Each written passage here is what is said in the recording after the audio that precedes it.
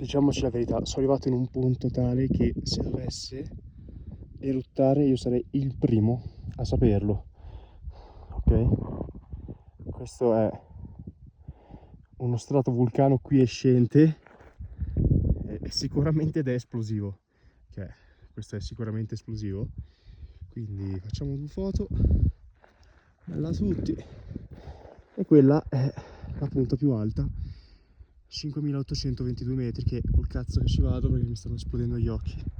Perfetto, ecco qua, addio, è attivo ragazzi, perfetto, possiamo andare.